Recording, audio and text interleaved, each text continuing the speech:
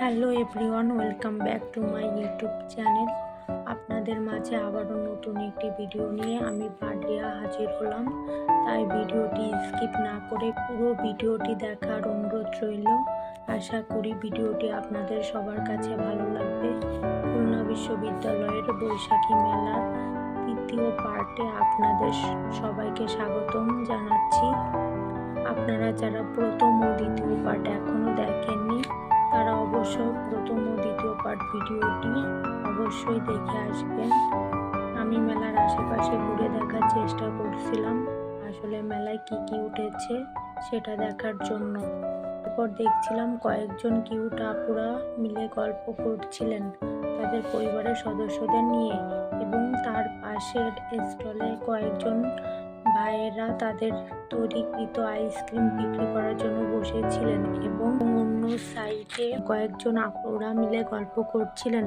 মূলত এখনো মেলা শুরু হয়নি, মেলা শুরু হবে বিকাল 4টার দিকে। আমি এসেছি 1টার দিকে, এখনো 3 ঘন্টা পরে মেলার পরিপূর্ণতা পাবে।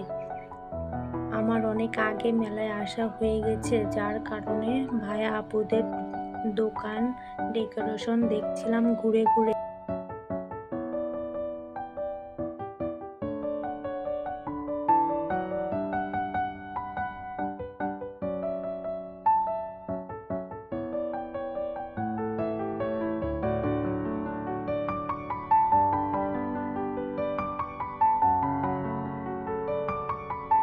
তারপরে একটি স্টলে ঢুকে দেখলাম এখানে আপু ভাইরা মিলে মাটির হাড়ি, পুতুল, একতারা, বাঁশি, মালা, মাটির ব্যাগ ইত্যাদি সামগ্রী বিক্রি করার উদ্দেশ্যে স্টল সাজিয়ে বসে আছেন।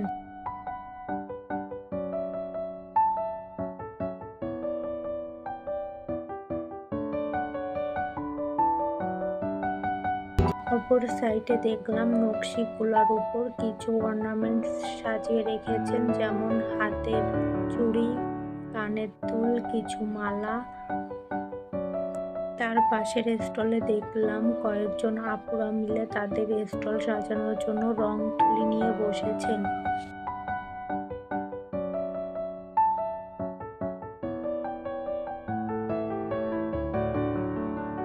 তারপরে দেখলাম মাটির সবজি, এগুলো দেখে শৈশবের কথা মনে পড়ে গেল।